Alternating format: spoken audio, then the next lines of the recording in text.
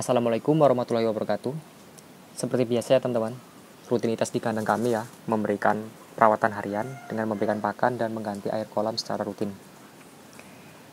Jadi kali ini kita akan membahas tentang hasil produksi ya. Kalau untuk di kandang kami, hasil produksinya itu mampu bisa menetaskan dalam per bulan atau per satu periode itu 300 sampai 400-an ekor DOE teman-teman. Jadi itu semua semata-mata kita juga harus melihat dari ransum pakan ya.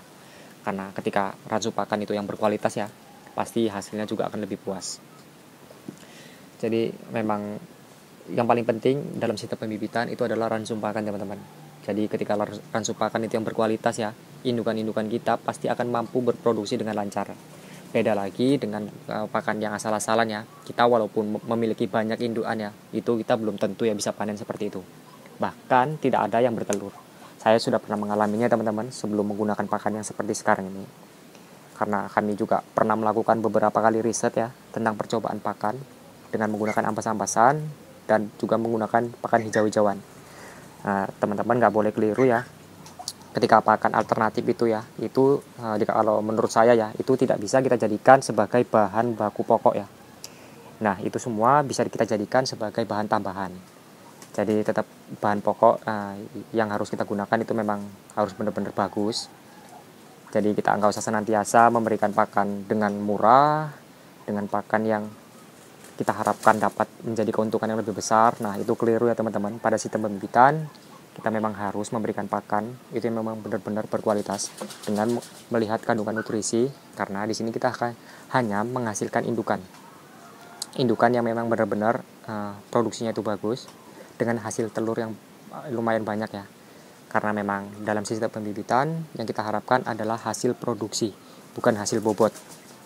Nah jadi kalau untuk hasil bobot ya teman-teman mungkin diperuntukkan untuk menggunakan pakan yang alternatif ya, yang lebih banyak. Karena di situ kita hanya menambah bobot saja, tidak menghasilkan telur. Jadi beda lagi dengan sistem pembibitan. Kalau di sistem pembibitan ya, kita harus memang benar-benar tahu persis tentang kebutuhan ternak-ternak kita, karena di sini yang kita butuhkan adalah dalam pembentukan telur. Jadi dalam pembentukan telur ya memang kandungan nutrisinya itu memang harus tepat, karena kalau tidak bakal terjadinya namanya indukan itu macat bertelur ataupun kejadian telur itu lembek ya. Jadi kalau di kandang kami untuk saat ini ya, kami belum pernah mengalami ya untuk telur lembek, karena memang pakan yang kami gunain juga kalsiumnya juga bagus dengan nutrisi-nutrisi yang tercukupi. Kalau untuk alternatif ya di kandang kami itu untuk saat ini jarang memakai, karena di kandang kami kandang umbaran. Jadi memang banyak hijauan, jadi mereka bisa mencari dengan sendirinya. Namun terkadang tetap kita berikan kok hijauan itu seperti rumput odot ya, yang kita rajang halus dengan menggunakan mesin, itu sebagai tambahan aja teman-teman. Dan teman-teman tuh jangan keliru ya ketika pakan alternatif, hijauan ataupun ampas-ampasan untuk pada sistem pembibitan. Untuk menghemat biaya, teman-teman berpemikiran ketika kita memberikan pakan alternatif secara murah, nah di situ akan hasilnya akan lebih besar. Nah di sini yang masih banyak keliru ya, ketika kita memberikan pakan tuh yang asal-asalan ya, pasti hasilnya juga akan asal-asalan. Tapi ketika kita memberikan pakan itu yang benar-benar berkualitas, hasilnya juga tidak akan mengkhianati. Saya sudah mengalaminya dan alhamdulillah untuk sekarang ya produksinya alhamdulillah mulai lancar. Kami memang menggunakan pakan tuh ya dengan teknik pakan 24 jam. Jadi di tempat pakan itu teman-teman tidak pernah namanya kosong. Jadi ketika pakan itu mulai habis, langsung kita tambah. Pastikan tempat pakan itu selalu terisi dengan full. Nah, jadi tidak ada namanya kami membatasi dalam jumlah ransum ya. Ketika kita harus ngasih makan pagi, ketika kita harus ngasih makan sore. Nah yang itu yang akan merepotkan kita sendiri ya. Apalagi buat rekan-rekan yang memiliki kesibukan di lain waktu ya, atau ada kerjaan lain yang harus memberikan pakan itu tepat waktu, harus memberikan pakan harus tepat. Nah di kandang kami tidak ada seperti itu ya. Jadi memang kami memang berupaya ya untuk menjadikan ternak-ternak kita ini menjadi perawatan yang lebih simpel dan juga tidak merepotkan bagi kita ya. Memang ya teman-teman ya, di kandang kami ya untuk ransum pakan itu sedikit lebih mahal ya, karena di kandang kami memang menggunakan pakan jenis pabrikan dengan menggunakan jagung giling juga dan bugil sawit ya.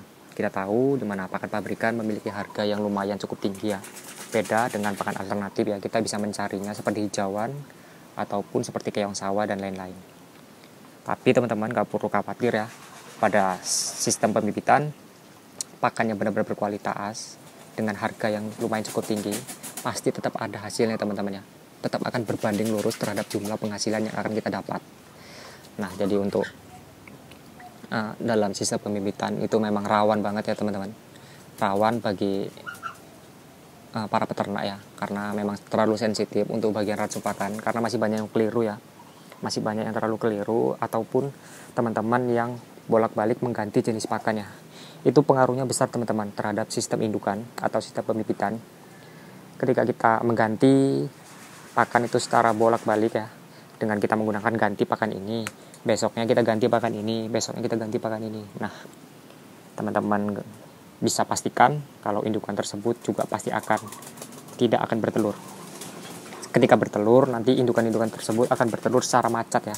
Nanti hari ini nelur, besok enggak. Nah, nanti pun ketika bertelur, dia akan menghasilkan telur yang sangat sedikit ya.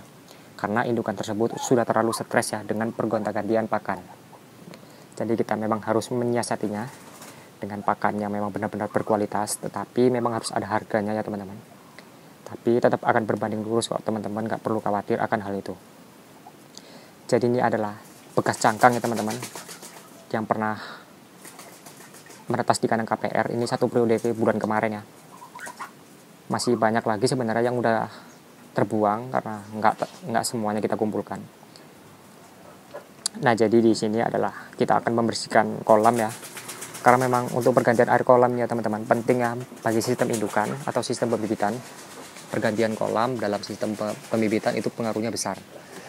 Karena ketika indukan-indukan mulai mengerami ya, biasanya dia untuk menetralkan suhu tubuhnya, mereka akan mandi ya pada di siang hari. Karena dalam indukan-indukan tersebut juga membutuhkan suhu yang dingin ya, karena untuk produksi telur ya. Mengingat pada sistem pengeraman, karena di sini kita memakai pengeraman alami ya, dalam kelembapan suhu telur adalah itu pengaruhnya besar, karena ketika suhu kelembapan telur itu rendah, itu yang akan menyebabkan telur-telur tersebut gagal menetas ya. Ketika mulai waktunya menetas, itu telur-telur itu DOE-nya itu mulai mati di dalam, karena suhu kelembapannya itu rendah teman. Jadi telur itu masih terlalu keras ya, jadi anak-anak tersebut tidak gampang maksud saya untuk memecahkan cangkang telur. Jadi penting ya teman-teman ya untuk sistem pembibitan, untuk perairan dalam sistem pembibitan itu penting untuk kolam ya, karena memang itu dampaknya besar ketika dalam sistem pembibitan. Nah, jadi kalau ketika air sudah mulai kita ganti, nanti indukan-indukan tersebut akan langsung mandi teman-teman ya, karena juga kita bisa melihat ya indukan-indukan di kandang kami bulunya itu kilat-kilat, bersih-bersih. Nah, itu juga yang membuat daya tarik juga ya, karena kita lebih semangat lagi melihatnya, lebih enak aja untuk dilihat. Beda lagi dengan perawatan yang asal-asalan ya, dengan tidak memberikan air kolam, dengan kita lihat sendiri ya bahwa ternak-ternaknya itu kelihatan lebih kucel atau lebih jelek aja untuk dilihat. Nah, itu menurut saya sendiri lebih kurang enak aja ditengok ya. Dan apapun ceritanya, ketika indukan-indukan tersebut bersih ya, berarti kualitas kebersihan kandang itu terjaga ya teman-teman. Oke teman-teman, mungkin itu video singkat dari saya. Semoga dapat bermanfaat ya. Mohon maaf ya bila ada kata-kata saya yang kurang berkenan dalam berbicara ya. Lebih kurangnya saya mohon maaf. Assalamualaikum warahmatullahi wabarakatuh.